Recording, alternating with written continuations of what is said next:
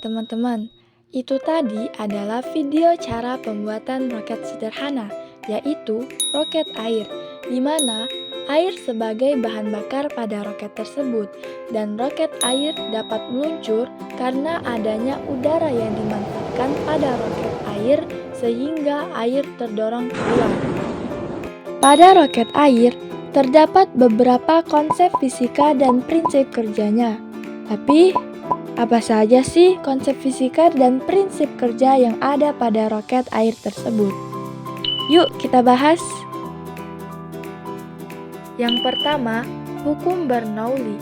Hukum ini menyatakan bahwa kenaikan kecepatan aliran fluida akan menyebabkan penurunan tekanan fluida secara bersamaan, atau penurunan energi potensial fluida tersebut.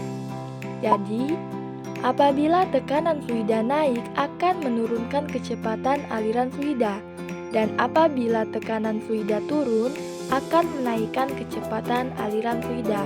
Hal ini sama dengan cara kerja roket air, yaitu ketika tutup botol dibuka, otomatis tekanan yang berada pada roket air sudah tidak ada. Berdasarkan hukum Bernoulli tadi, apabila tekanan turun, maka akan meningkatkan kecepatan aliran tersebut. Yang kedua, hukum kekekalan momentum. Hukum ini menjelaskan bahwa jika dua buah benda bertumbukan, maka besar penurunan momentum pada salah satu benda akan bernilai sama dengan besar peningkatan momentum pada benda lainnya. Maksudnya, total momentum sistem benda sebelum tumbukan selalu sama dengan total momentum sistem benda setelah tumbukan. Sama halnya dengan prinsip terdorongnya roket memenuhi hukum kekekalan momentum. Pada keadaan awal, sistem roket dan bahan bakar diam, sehingga momentumnya sama dengan nol.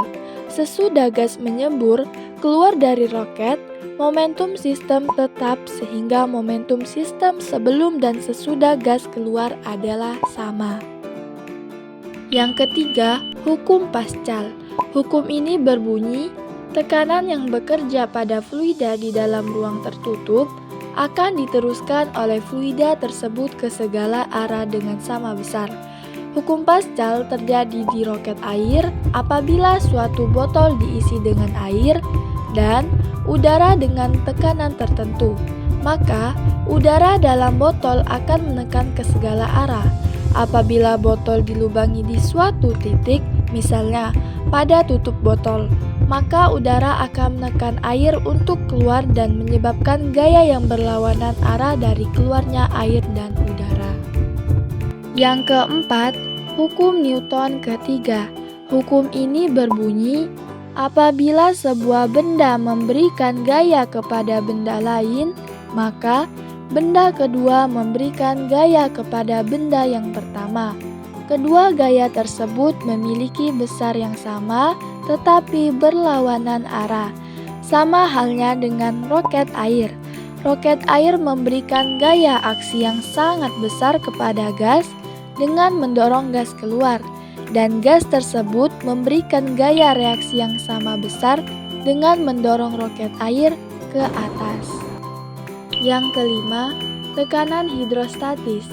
Dalam tekanan hidrostatis ini, air digunakan sebagai medium pendorong roket air, yaitu massa jenis air lebih besar daripada massa jenis udara, sesuai dengan hukum tekanan hidrostatis, yaitu semakin besar massa jenisnya, maka semakin besar pula gaya dorong pada roket air tersebut.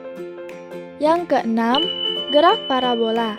Jika kita meluncurkan roket air dengan baik, roket air akan membentuk gerak parabola, di mana ketika roket air telah mencapai ketinggian maksimum, otomatis kecepatannya sudah tidak ada dan roket air kembali turun ke bawah membentuk gerak parabola.